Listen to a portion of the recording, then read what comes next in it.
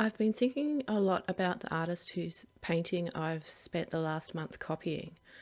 And the more I found out about her, the more I wanted to finish this. The footage I'm showing you is the culmination of the whole month of February, from the initial drawing with paint, blocking in the darks, laying in the base colours, and now finally it's time to really get to work. And I decided to time-lapse this first section because I wanted to focus solely on the painting. Every colour choice and every brush stroke, I really have to commit to it now. So the second part of this video has live commentary, a little more relaxed and fun. So for now, let me tell you about our master while I work in the background, because the more time I spend with this painting, the more I find myself thinking about who she was, how she learned, and what it was like for her to paint. Henriette Ronner-Knip was born in Amsterdam in 1821 into a family of artists. Her father, Joseph Augustus Knip, was a painter who was taught by his father. So it seems her family was very rich with artists and passing down the tradition, the knowledge, the skill, and the work ethic. Remember, back then art, and in particular the visual arts, were treated more as a trade. And interestingly, the grandfather and father both went blind. And this is important because knowing he was losing his eyesight, Joseph gave his daughter her first lessons when she was still a child, and by 1832, when she was just 11 years old, he was completely blind. Joseph trained her seriously as she would become responsible for providing for the family. And what I read about her training really stuck with me. From the time he lost his sight, young Henriette was at her easel from sunrise to sunset. Only breaks for meals and a short rest at midday. And he was her only teacher, and he urged her to always study from nature. He warned her against seeing with eyes other than his own. He told her what to look for and how to look for it, and constantly reminded her of the sacrifices an artist must make to reap the joys of success.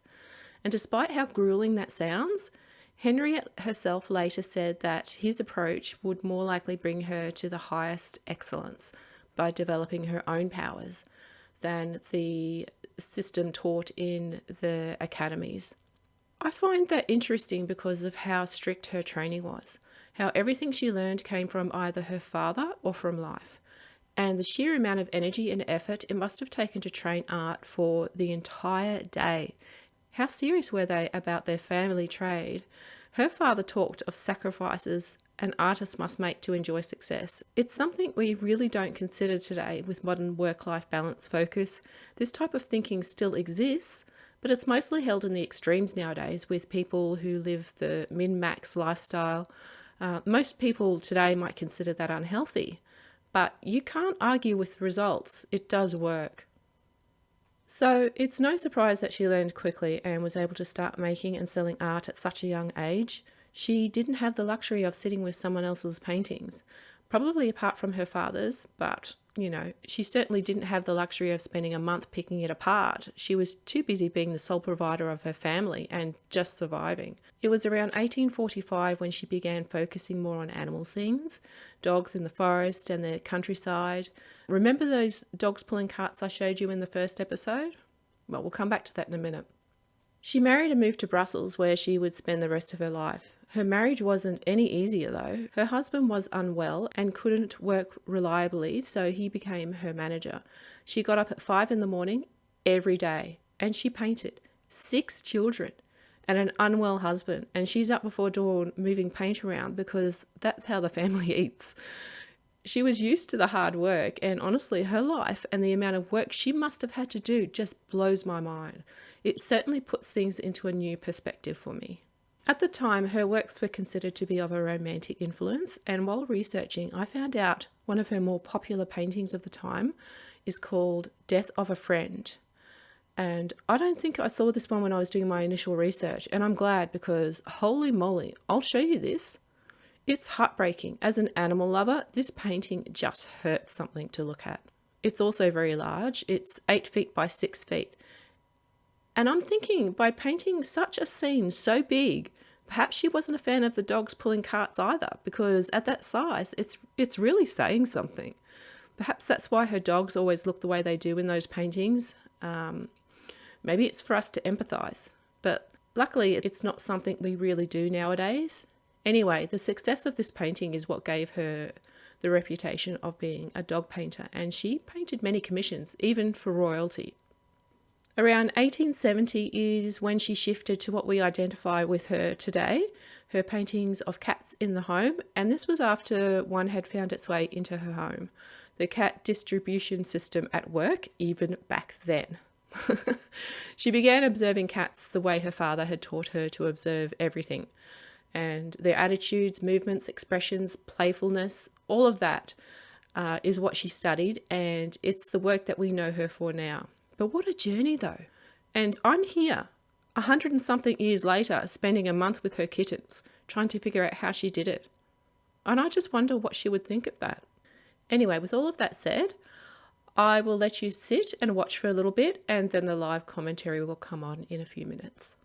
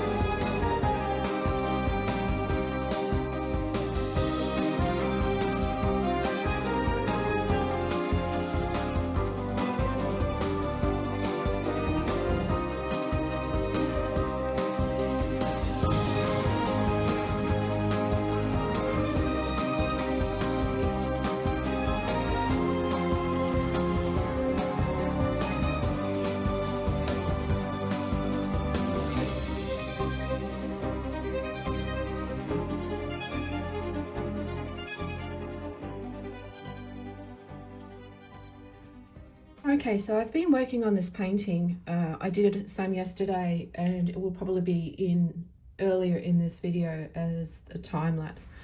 And this is where I'm at the moment on the next day, which is today, obviously. And I've been working on the kittens. I've worked on the grey one and I've worked on the brown one, but I haven't worked on the ginger one yet. And there is also work that needs to be done in the background. So I just want to show you my palette. So we've got here a mixture for the background, these three, and this one here. This is all just mixed with, I've got phthalo blue, burnt sienna, yellow ochre. I did sneak a little bit of phthalo green. I don't need too much of it, and I did sneak a little bit of, the phthalo green, and to make up the aqua color for this part.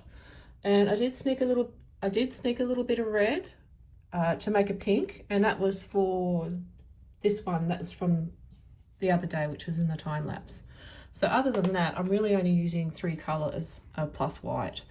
So these are my colors for the background that I'm going to be using, and I also need to mix up, just hang on, there we go. And I also need to mix up a colour for the ginger cat, because I do need to do the ginger cat, but I've been doing so much of it that the other kittens that I kind of want a little bit of a break from the ginger cat, from the kittens, and I want to do some background. And so that's what I'm going to be doing now. I'm thinking that the curtain in the back needs a lot of work, and I can probably get some work done on that before I need to touch the kitten, and also this cloth down here. So I will time lapse that and I will come back.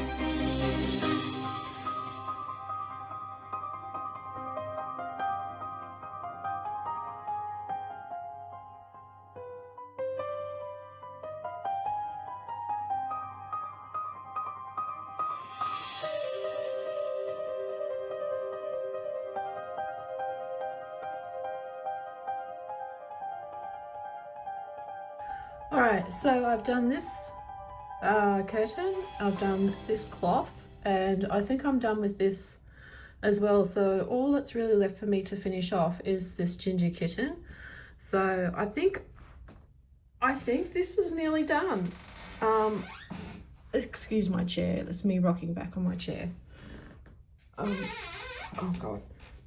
So yeah, I think this is almost done. The grey kitten's eyes are a little bit off. They're not the same as what she's got. I mean, obviously this whole thing is not the same as what she's got, but I think it's pretty good as a study. So I'm going to keep going. This is my palette after I did the background. So there, I had to put out some more color, but I can actually use some of this. So that's what I'm going to do now. I'm going to clear a space on my palette with a scraper. It's always handy when you've got a glass palette, is that you can scrape off areas and just clear a little bit of a space, which is nice. I'm really keen to get this finished, I must say. I did have a little bit of a lull where I don't know if it's because I got bored of it, having to keep coming back to the same painting, because of my practice paintings that I usually do are done in one session of about anywhere from half an hour to an hour, and then I'm done with the painting, whereas this one takes a little bit more focus, and I'm not used to that, and I think that's what the issue is. But it is something that I want to do more going forward. So for this last bit, I just thought I would just talk through a couple of my decisions. Some areas I want to fix under here, and obviously the ginger kitten. The ginger kitten the feet are a little bit off, but at this stage I'm just going to work with it because it's a little bit late. Perhaps if I paid better attention at the drawing, it might have come out better. So, whoops. I'm using a, well, it was a flat brush, but I cut the little sides off, so it's a semi filbert, I guess, a homemade filbert.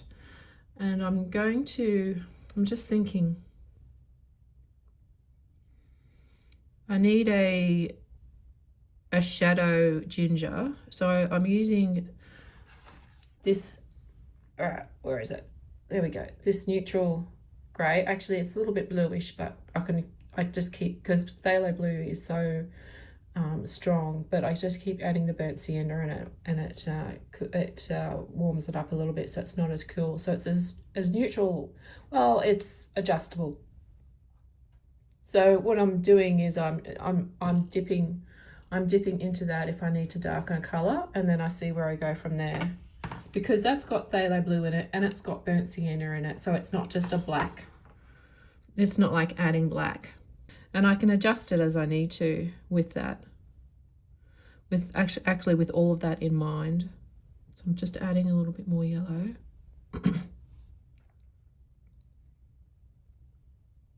Okay, that's not too bad. So I just want to make some fur strokes under here that I can see.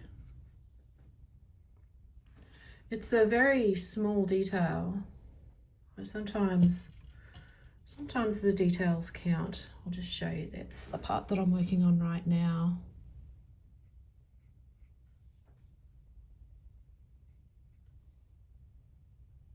So now I'm dipping into that dark grey just to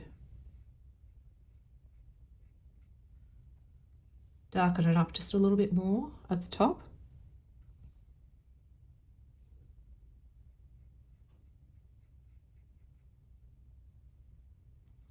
Almost where it blends into this grey cat. So I need to be careful.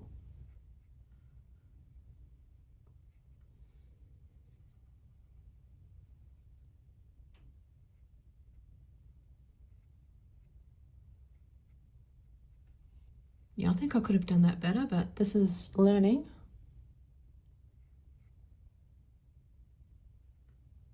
It's just because there's a little bit of that refracted light, reflected light here that's hitting. That's why we can see this part. And I'm just using the same brush. I'm just wiping it on a rag. So it's a dirty brush. It's a very dirty brush. Just darken this bit a little bit.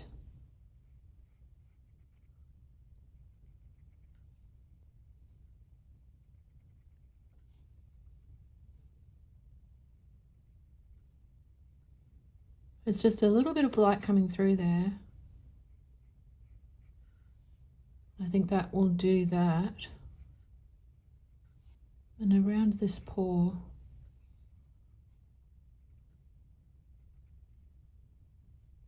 just soften that a little bit. Okay.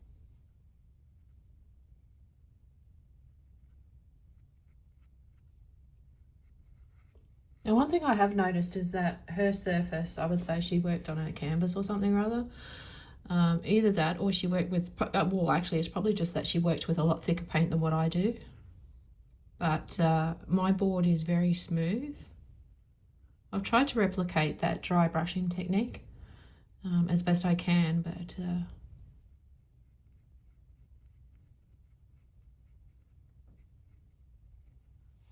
there we go.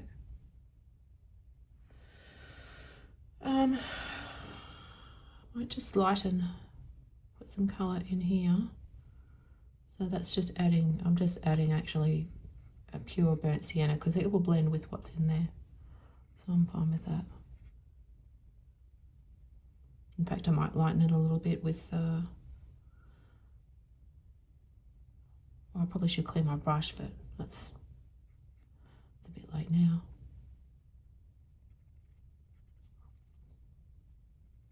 Yeah. All right, I also need to do the same thing over here with this little shadow. It's tiny.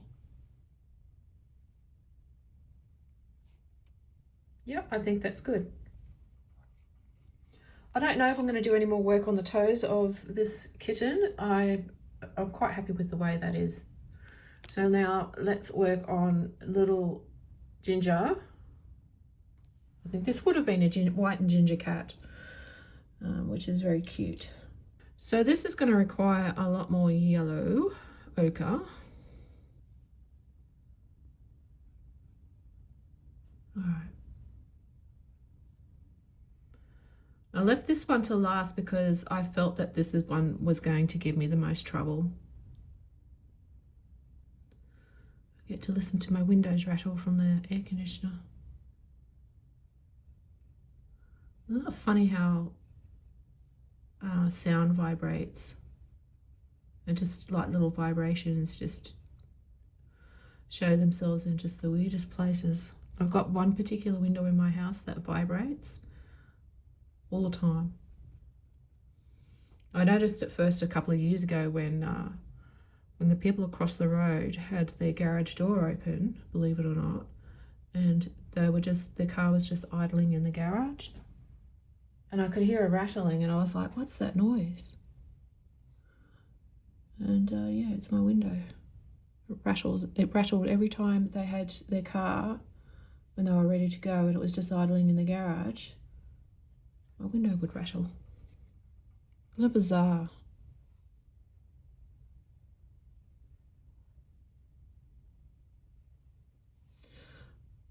I'm looking at this yellow and I'm thinking, yeah, just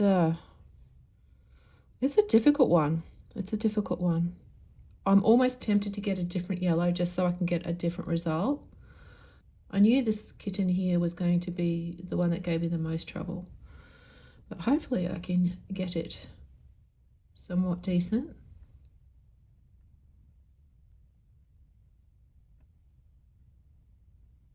Oh, that's very strong, isn't it? Let's go over here. I am trying to be more purposeful with my brush strokes as well. That's a very hard habit to break. You just keep going over the same brush stroke the whole time. I mean, there's nothing inherently bad with doing that. It's just not, it's not a style that I want to foster. So I'm trying to think of the style of painting that I want to do in the future, and that's what I'm practicing. I've been doing a bit of research for the next master to analyze and have a look through, and I'm very excited to start next month. I won't tell you who it is yet because I'll wait for the video where I go through and analyze works and make notes. If I had more people interested, I'd actually consider doing a live stream, but I don't think that's feasible where I am. The time difference between different places. So usually when I'm, doing my stuff, it's nighttime everywhere else, which is annoying, but that's life. Now this kitten, the placement of this kitten was a bit off too, if you remember. I think what I might do next time is just try and pay just a little bit more attention to the drawing stage. I think that perhaps I rushed through. I have been noticing sometimes that I tend to do that, and I think to myself that I'll fix it later, but it's a lot harder to fix it later when you've got problems that were there from the start. But sometimes you just don't see them straight away, and I think that's the issue. So I think part of learning to paint is learning to find those things quickly and not making a huge mess of things. I'm just going to fix up that little spot there, this one here.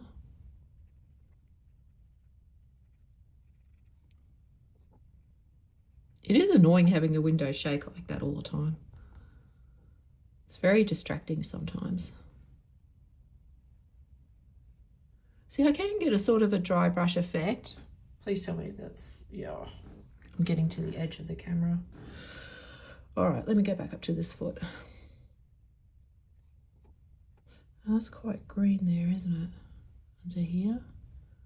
And I've got way too much space under here compared to what's in the original. But that's okay. We learn. That's how we learn.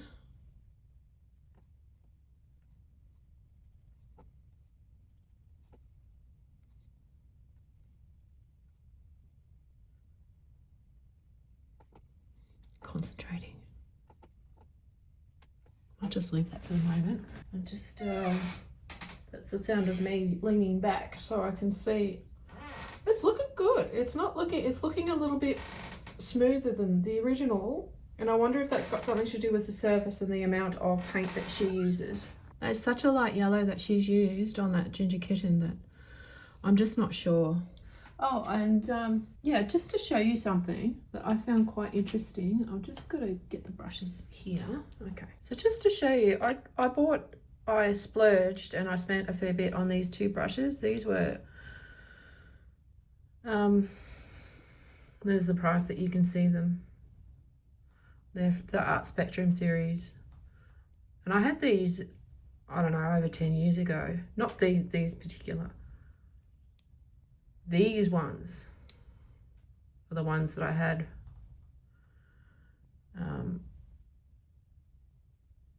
from 10 years ago. Oh, this one was actually a flat brush. Well, there you go, the more you know.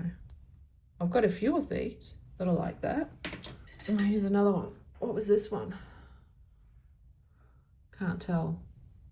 But you can tell they're old. Or Roy Mac. I can't tell what that is there.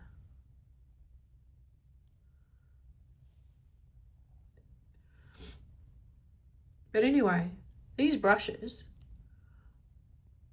looked like this at one stage. Look how far they wear down. This one's funny because this one's worn out in a really weird way. It almost looks like, well, it's almost like a love heart. I don't know why it's got the dip in the middle there. It's quite strange. But yeah, they're really, really stiff because I had a long time where I didn't paint at all. And that was, I don't know, at least a decade ago, probably more. But yeah, so I splurged and I got these ones because I know they're better quality. I haven't used them yet, so maybe on the next master, because I tend to ruin my brushes. Look at this. Oops. These are all ruined. They're not, well, not ruined, but I don't clean my brushes as often as I should. I just don't, because sometimes by the time I've been painting and I go to step away, I'm like, yeah, that's it, I'm over it. And I get up and I just walk away from the whole thing and I leave everything else till later. Of course, later never comes. But I've got a little bit of a system now where I just put the, like there's it's disgusting, but there's walnut oil in here. And I just make sure that they're damp with walnut oil and I can have them for a while. And with my palette, I showed you before, I have this. And it's just got a thing with clove oil in it and it keeps the palettes good for, I don't know, for a week, just from the scent, from the smell of the clove oil. Yeah, so that's how I do that. But and I mean, yeah, the brushes are an issue, but that's why I haven't used the new ones yet, because I don't want to wreck them. And this one's turning out to be quite good too. And this was just a cheap one. It was supposed to be a flat brush, but I just snipped the sides. Anyway, enough about brushes. All right, let's continue fixing up this little orange kitty. Try and get most of it in focus. All right, so the color is a little bit off, and I think that if I use a but then maybe, oh, see, this is the decisions that I'll mix a little pile and I'll just see. I really need to get a new lid for that one. That's the one with the broken lid, and I need more white again. I'll tell you what, white is the most used tube of paint, and then after white it would be burnt umber. Let's see if I can mix what I can mix up with this yellow. Maybe she did use this. This is looking like a It's very bright compared to what I've got, but what I've got is actually, let's see, I just mixed a little bit of the yellow ochre in with it so it's not so bright. Let's try it out. Ugh, my dirty brush. Yeah, dirty brush. I have to clean it. I could go for another brush, but I actually quite like this one. This one's turning into a little bit of a workhorse. I like the ones with the longer bristles. Let's see. Yeah, that is a lot closer. It's so awkward painting this way. Yeah, maybe she did have a little bit of cad yellow on her palette to mix in with yellow ochre. Yeah, this is these are the discoveries, I guess, that we make along the way. Quite fascinating, really, when you think about it. Trying to figure out the path that someone else took in their painting. Oh yes, that makes my my stuff just look so dull. I might just actually just slap this on. Could go wrong, huh? Famous last words. And as I'm doing this, I'm just going to let the paint get a little bit dirty. Try to do a little bit of dry brushing, not too much. I mean, the paint's not completely dry, it's sticky from yesterday. Tacky.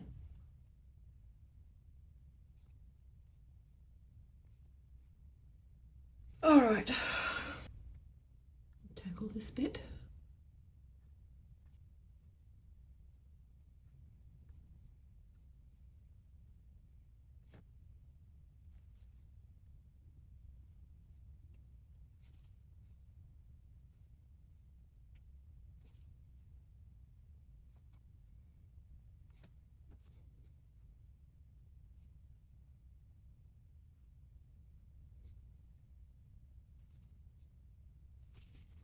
Oh, gotta remember to breathe. Does anyone else tend to hold their breath when they paint sometimes?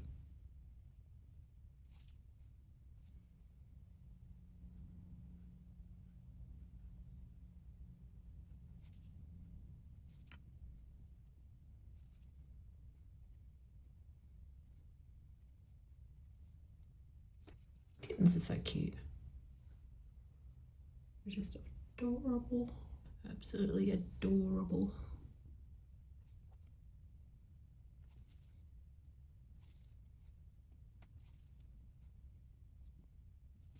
Just weird painting that way. I always want to paint this way. I never want to paint that way. Yeah, just do it. Just do it, right? Just do it. And then fix it.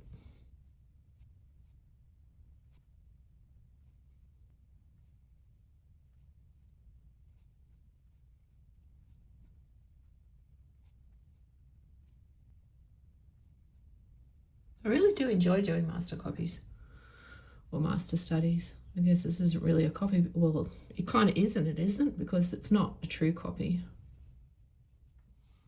I couldn't pass this off as her work by any means. Let's see what I can do about these eyes.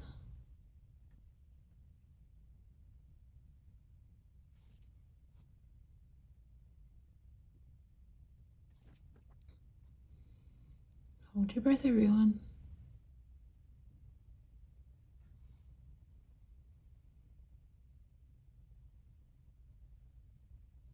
Oh no. Just kidding. Oh God, don't laugh. There we go. Get a little bit of this pink. Fix this up.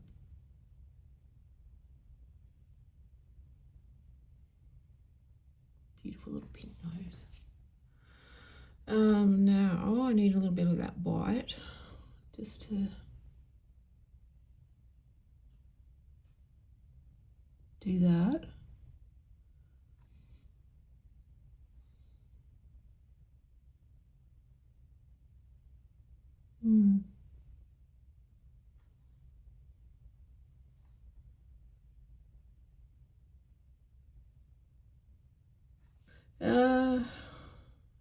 Really do need a clean brush for what I'm going to do next, but I'll just use this one. Is this one clean? No.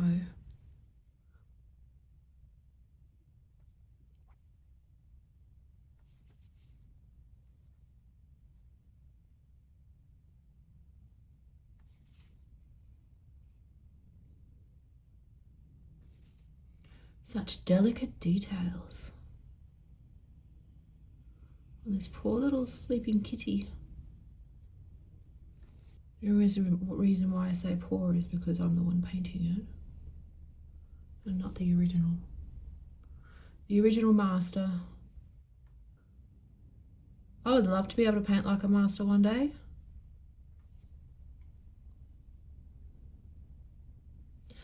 I would also love to be able to paint my own work. How's that looking? We stand back and have a look at the overall. It's looking good overall, I think. I'm actually thinking that I might leave the face for now. She says as she touches it again. That's the problem. That's a huge problem.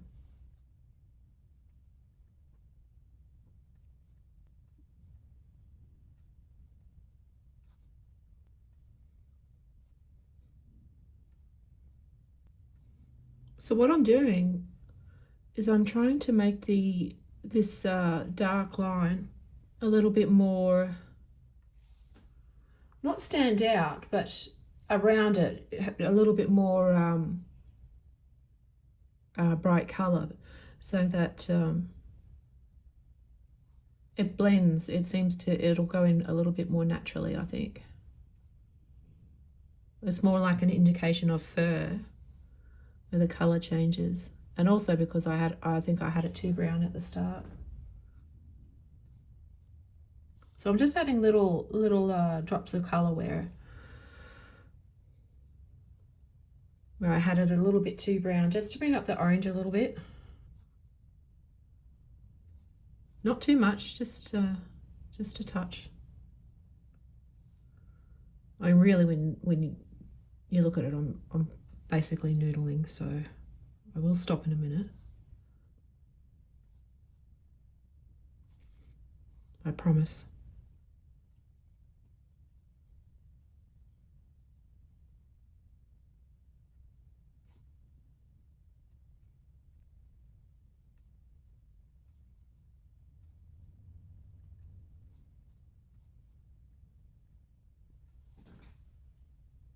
Okay, getting there. And we just fix this up a little bit. It's a little bit dark.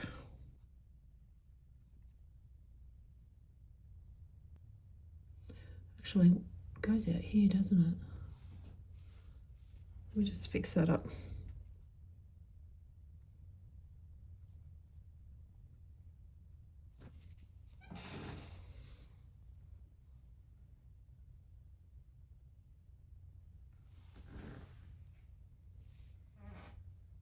All right, I think we're just about there with this kitten. I'm happy. I'm actually really happy with the progress of all of this so far. Just need to make it a little bit fluffier. Just a little bit fluffy. And I'll do this with this brush. See what happens. Let's see what happens.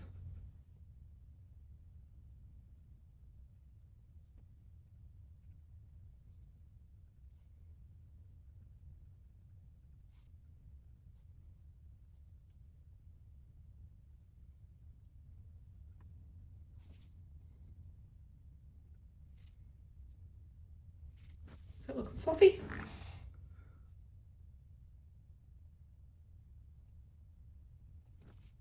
Just trying to roughen up that edge like hers is.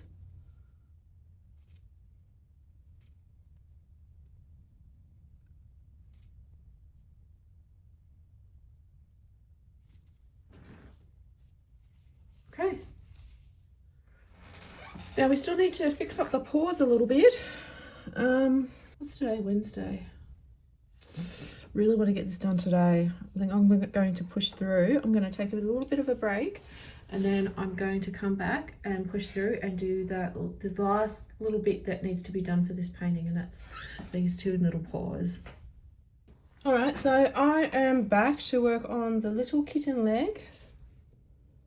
These ones here. And I might work on this kitten's eyes once that's done, or I may or may not. I may just call it there. So we will see.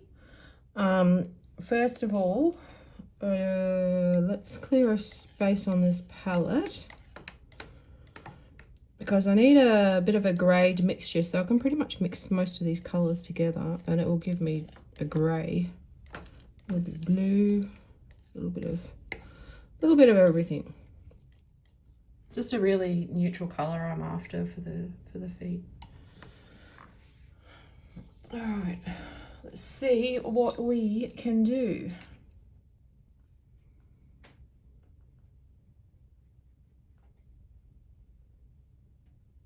I mean, they're pretty much done,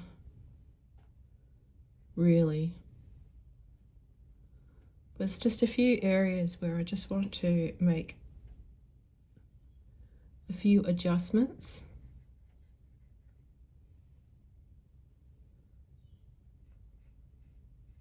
Now I am trying to use a dry brush stroke so I can get the texture that she's got in hers.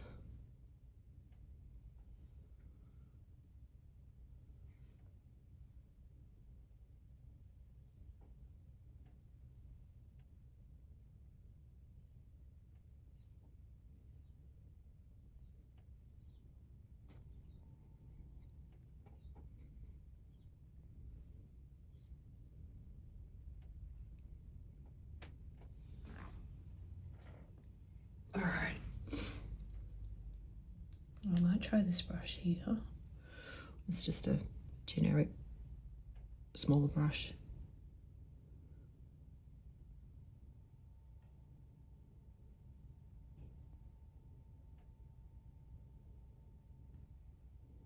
So I've got black on it.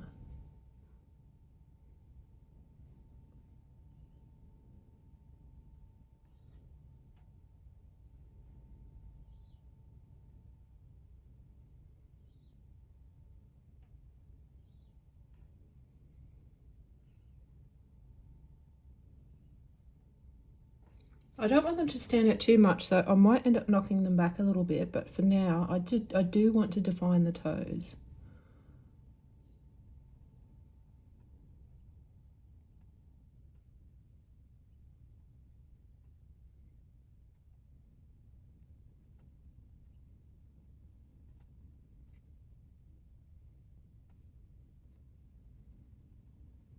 Oh my god, window. It's just that one window.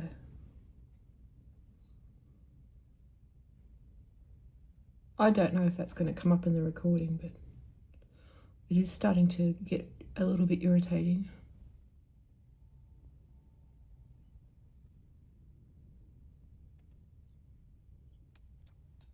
Let me see if I can find a similar brush to that, and I will put some little pink bits in. Maybe this one. Yeah, this one was alright last time I used it.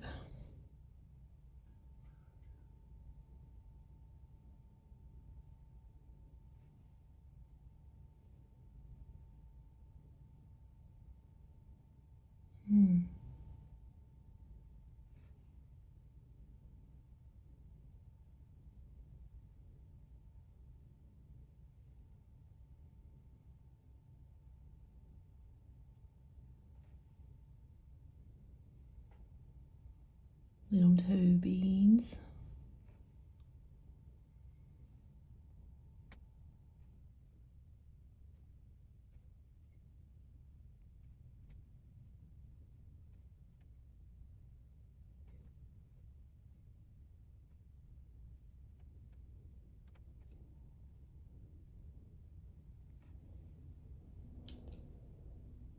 Oh, I lost my brush. There it is.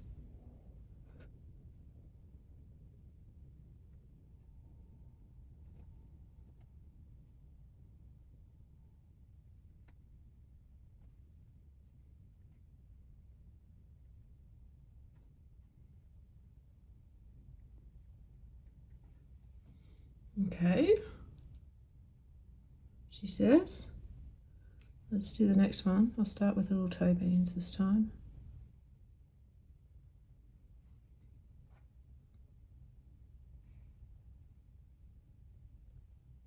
Just rough them in and then I'll paint around them.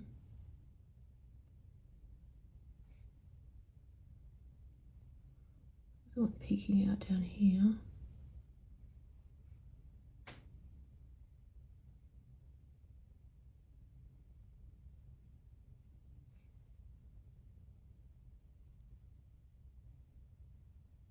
Okay.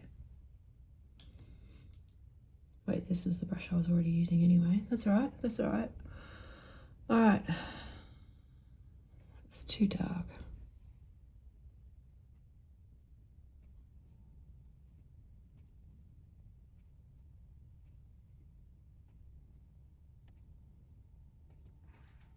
That's a mighty big paw.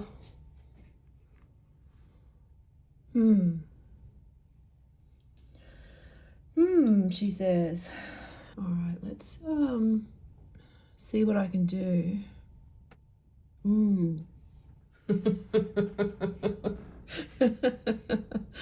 I have to laugh at myself sometimes. Ooh, oops. Not really.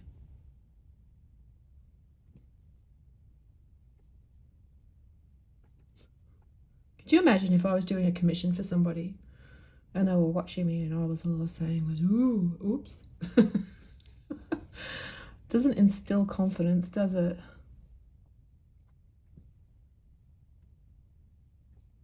It's still a big paw, but it is in front, so I will live with that. I mean, the paw was off anyway. But it's whether I can make the mistake sort of fade away, not take the focus. That's my goal at the moment, is to see if I can make it so these mistakes that I've made aren't as obvious.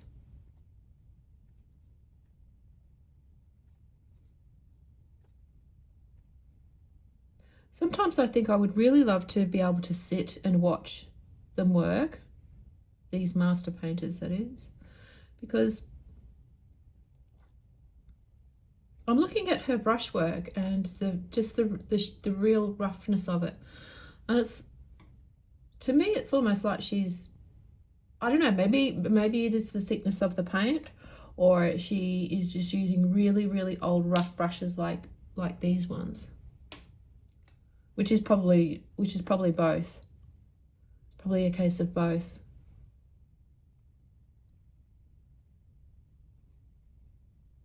I'm trying to simulate it. I mean, I could just use that old brush, but it's a little bit big. Have I got a smaller one? No. Here we go. Let me see this one.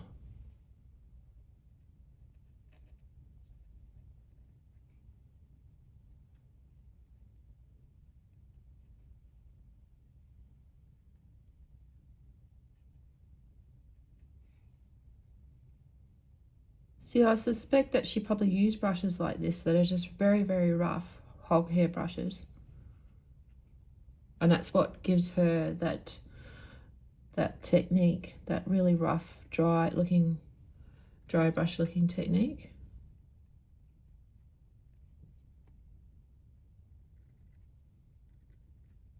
I guess that's why we should never really throw out all those old brushes.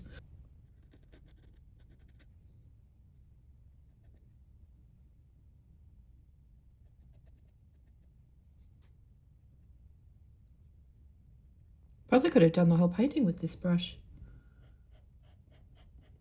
Yeah, this is much better. Interesting. Never really thought about that side of things. I mean, I tried to find out what kind of brush they used, but comparing old brushes to new brushes, I never really considered that.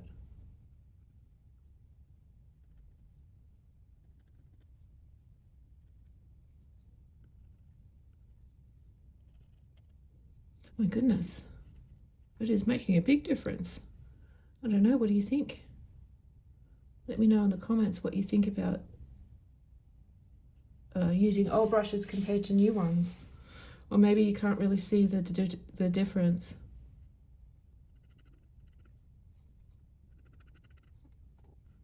It's a shame I've just discovered this at the end of the painting.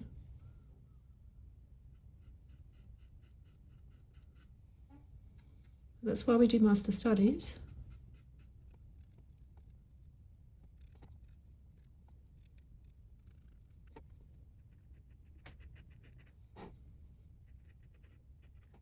Oh, forgot to zoom out so you can see what I'm doing. Sorry about that.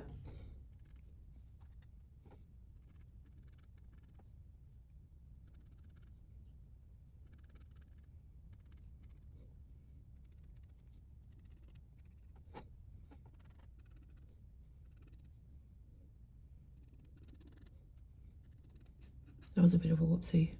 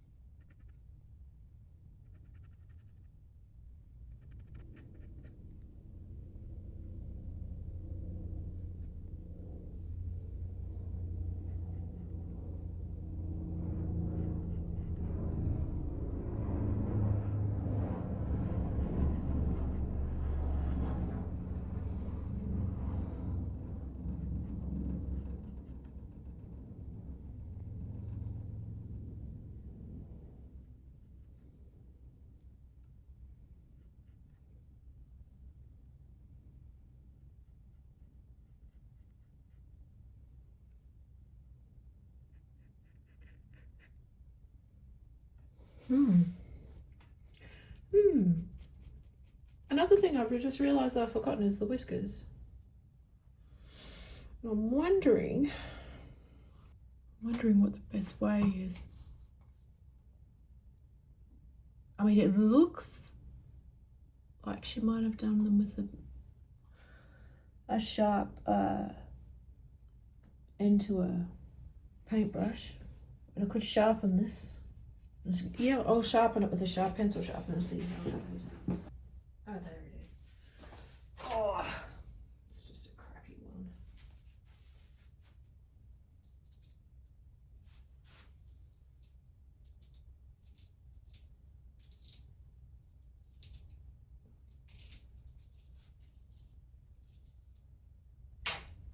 Oh, that'll do. I've got. see if this is how she might have done it. Let's start with some eyebrows. Yeah, I don't think I've got too much dried paint down. All right, well, let me think. I do have one brush that got completely ruined, but I don't know if I threw it out or not. I may have thrown it out because it only had a couple of bristles left on it. If I did throw it out, it would be a shame and not surprising. It would be in here. It was a round brush, I'm sure it was a round brush. So that one might do. Yeah, I must have thrown it out, thinking I'll never use it, but then... Isn't it? No, that's just the handle of a brush. What's this?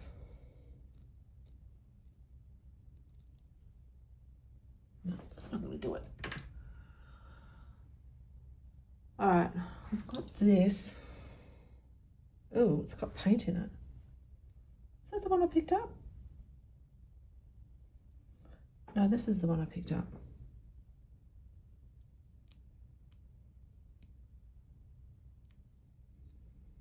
That's almost on its way to becoming one of these. In fact, it was the same brush. It's almost on its way. Let me see. I should try on a piece of cardboard first. Let me get a piece of cardboard. This is one of my things. Okay.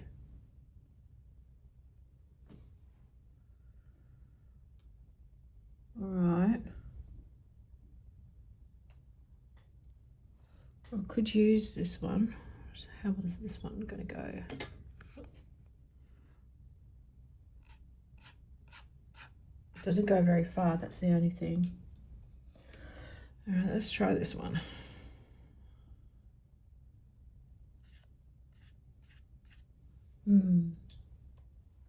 This one?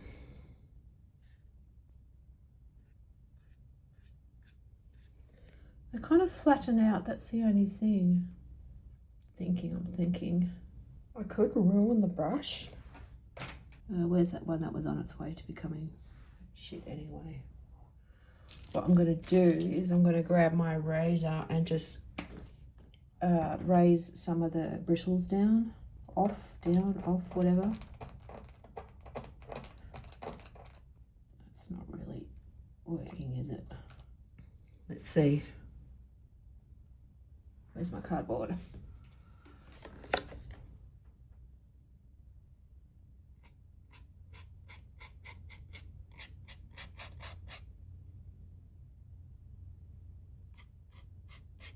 Still very thick. What if I use the other end? What if I use the end of this one, which just broke?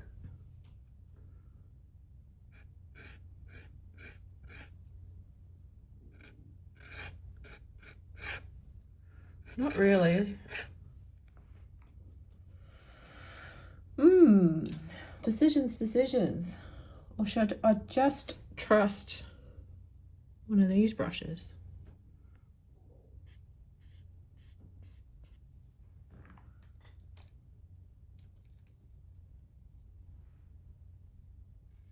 I need something that's going to hold the paint, that's stiff and round. That's ruined.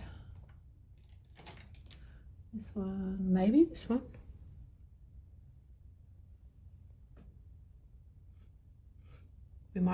We might have a winner here.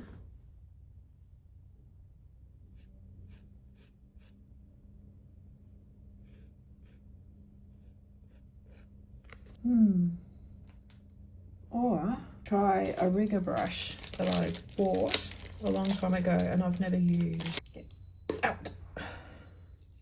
One of these ones.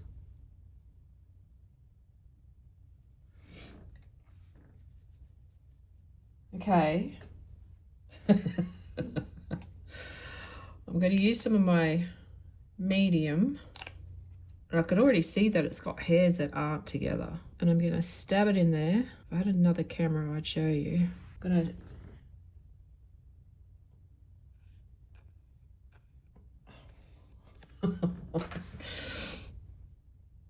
This is my best bet anyway, so I'm just going to go with it. It might be a flow thing. All right. Wish me luck.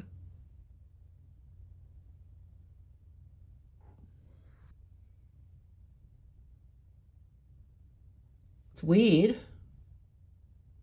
but it's working.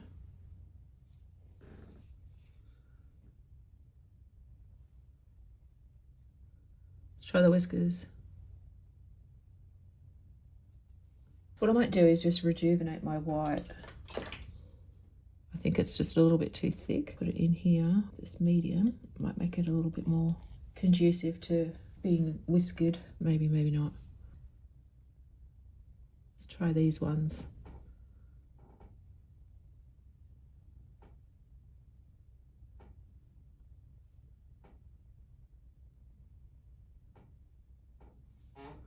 I guess so. I can't really complain. It just feels really weird to use. It's the first time I've ever used this brush. You can tell because it still has the how the bristles stick together.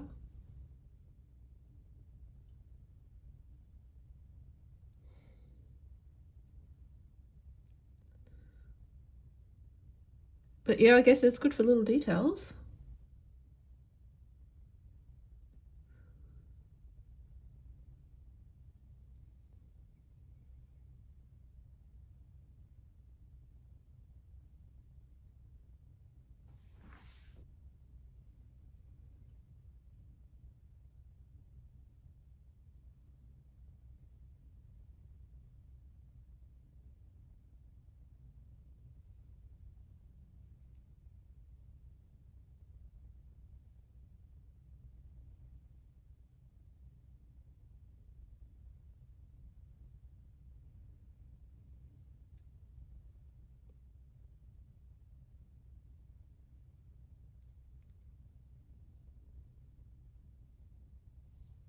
Yeah, I don't know. I'm not entirely convinced.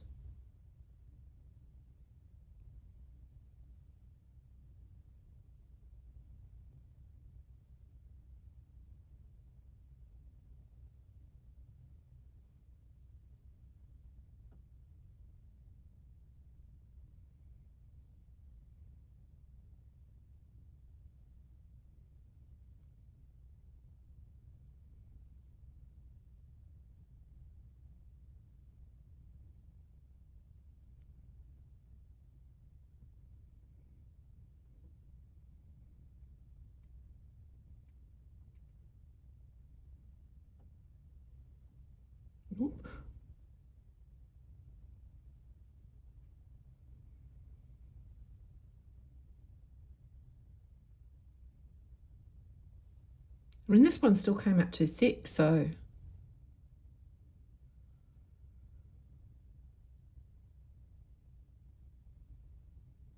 maybe I can soften it up afterwards. Get them to just, I can't do that side. Maybe I'll just use my left hand.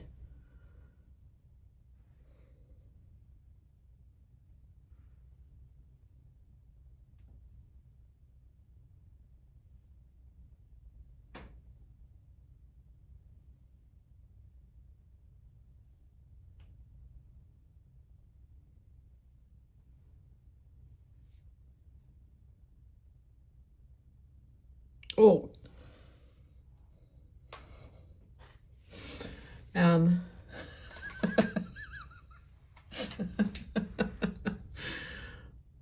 yeah. Hmm. Let's just cover that up, shall we? Try again. I don't know. I'm not convinced with this. I think I'm just going to go with one of the other brushes and just hope for the best.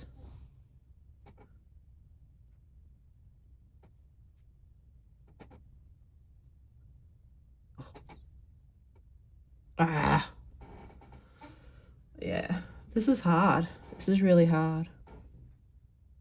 It looks like it's really standing out too. Oh, I'm not sure. I'm not sure I'm on board with that, to be honest.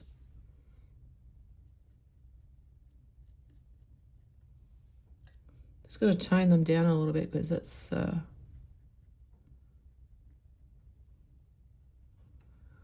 bit out there.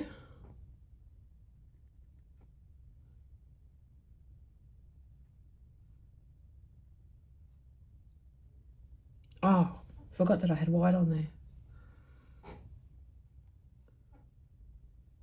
Actually, I'll just scrape that off. Should be able to get most of that off.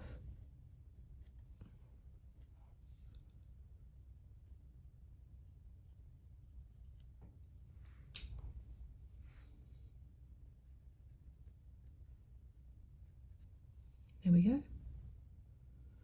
What mistake? There's no mistake.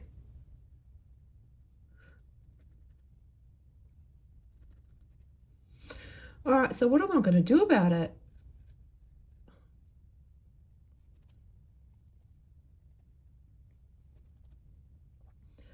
I'm really not sure.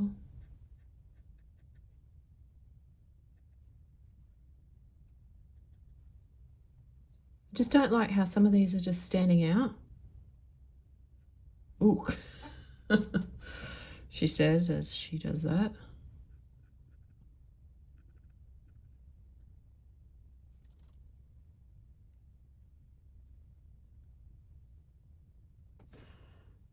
All right, so now decision about that eye, this kitten's eyes. I wonder if I should have a go at trying to fix that up or whether I should leave it, because they're not giving the same look as the other eye, as the other kittens, I mean.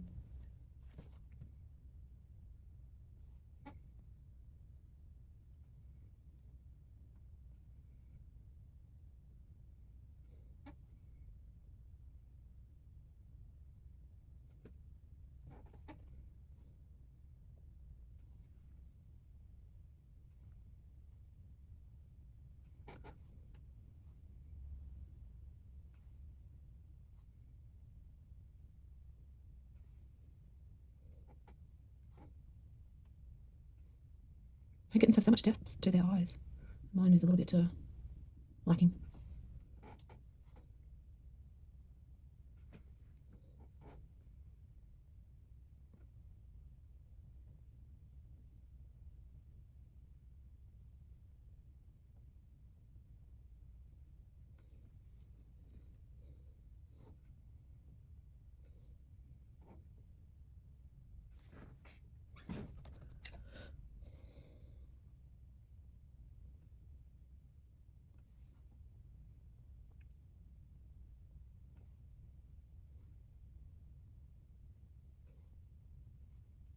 Hold your breath, everyone.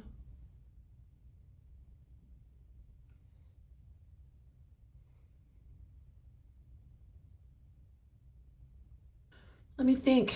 Are we done?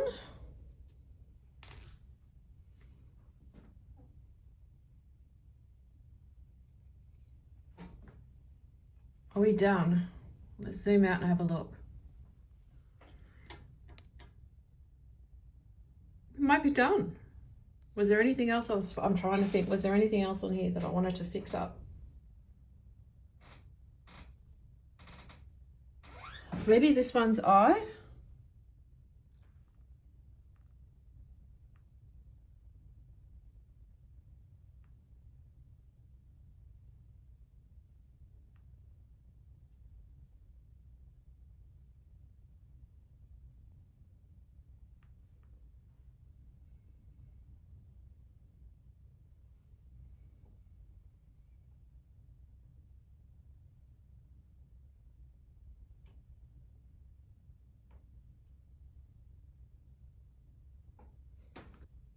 I mean, I can see how she's outlined it, but it's very difficult. Oops.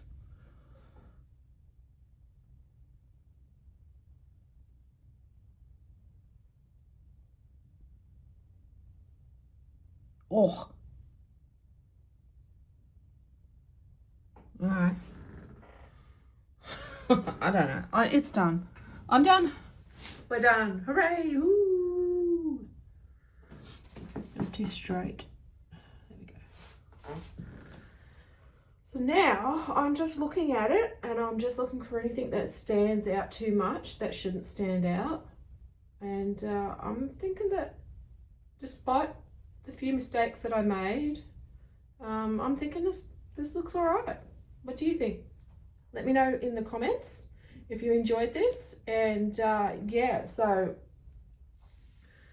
new master to study from for next month. So if you want to catch that, yeah, just keep a lookout. So that should be at the start of February, and I will do an episode where I go through all like a number of artworks and analyze them, and I'll record that process as the first episode. And that means also that I have to choose a new painting to do a master study / copy on. So watch out for that next time if you want to. Bye.